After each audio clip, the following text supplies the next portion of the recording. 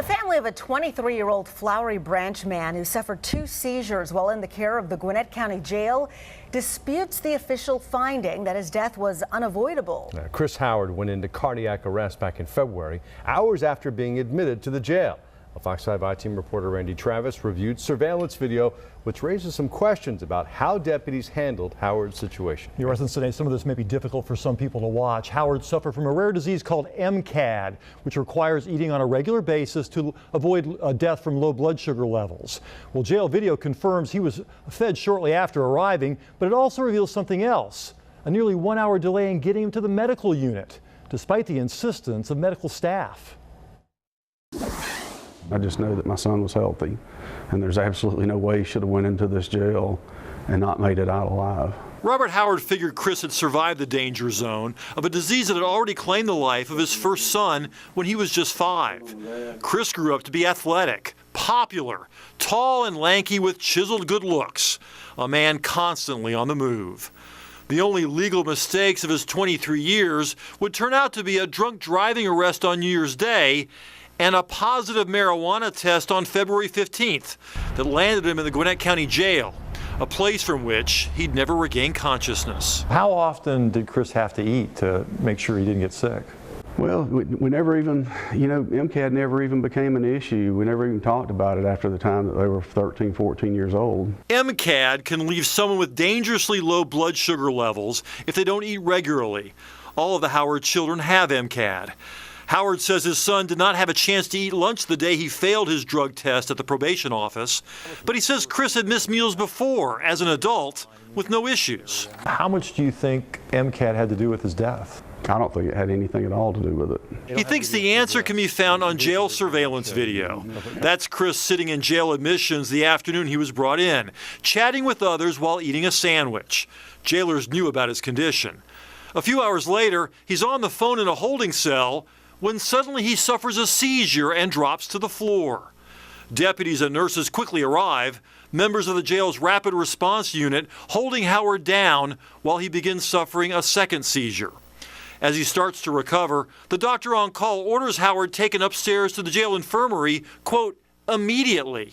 Nurses later told jail internal affairs investigators they made the same request. I told them I don't want anything to happen to this man down here, so take him upstairs. Deputies place Howard in a transport chair and cuff him. According to their reports, he was calm, smiling, and asked for some water. But instead of rushing him to medical, deputies decide to put him on the floor in cell 13 for observation, a direct conflict of the medical staff's instructions. Unfortunately, we have so many seizures around here, and it's kind of like, I related it to the story of the boy that cried wolf. Chris Howard would spend the next 30 minutes rolling around cell 13, crying for help, unable to sit up, clearly weak, repeatedly trying to knock on the door to get someone's attention.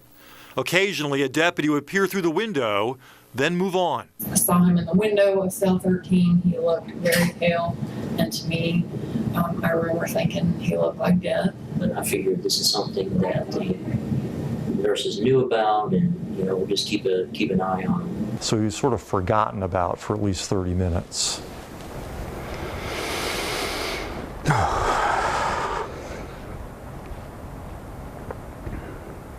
It's one thing we've been looking for is answers. It's been killing us for 8 months. Just, it makes me mad. It makes me sad that he had to go that way. Eventually, a nurse finds him and insists again he be taken to medical. But for a second time, there is little urgency. They finally say, okay, yes, let's get him up to the infirmary. And they take 12 minutes to go change his clothes so they can put a jail uniform on him first. Why? Why would you do that? Why would anybody do that? Now officially dressed, deputies wheel him toward the medical unit called JJ. But Howard's legs keep falling off the chair. And that moment we didn't run with him, but we kind of speeded up our pace getting to JJ. And that's when the nurse was like, he doesn't look well. 50 minutes after he was supposed to be taken to medical, Howard had gone into cardiac arrest. Members of the rapid response team would work frantically to try to bring him back, but by the time he was taken to Gwinnett Medical, doctors determined the damage to his brain was irreversible. He was officially declared dead the following day. At the time Chris Howard was having his seizures here, his blood sugar turned out to be a normal 93. Could he have died from some cause other than MCAD? Could the delay in getting him medical care have somehow contributed to his death? Well, the medical examiner who conducted the autopsy says the answer to both those questions is most likely no. Dr. Michelle Stauffenberg ruled Howard's death a result of a complication of a genetic disease, MCAD. She wrote, his death had already begun before he arrived at the jail because of the missed meal. As for the 50-minute delay in getting him to the infirmary, she told the Fox 5i team, I don't know one way or the other. I would tend to believe it would not have had an effect. The process was already in motion. Considering his condition, are you certain that this 50-minute delay would have made a difference and he'd be alive today? I think it would make a difference with anybody. Chris was 23, very healthy guy, and I just don't think MCAD had anything to do with this. Well, the internal affairs case was officially closed last week. All jail personnel cleared of any wrongdoing.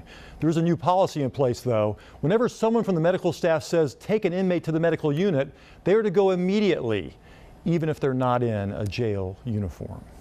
Makes sense, huh? That definitely makes sense. And in medical emergencies, we're always taught that every second counts. Right. Exactly. I mean, even if he had MedCAD or MCAD, and we don't know that that was the case, 50 minutes would seem to make a big difference. I don't get where the doctor would say that that wasn't a factor. She just thinks that it had already started beforehand, but she also leaves herself a little bit of wiggle room. In the report, she also says it could be that he died from some other unknown cause. So she's not saying it's 100% MCAD. The family sure wishes that he had a chance, though, that 50-minute delay to perhaps get him somewhere else where a cardiac arrest could have been handled by someone of, more medical training than just some deputies pushing him down the hallway in a wheelchair. I'm sure they'd appreciate some definitive answers as well. Yeah. Randy, thank you so much. Okay, thanks, Randy.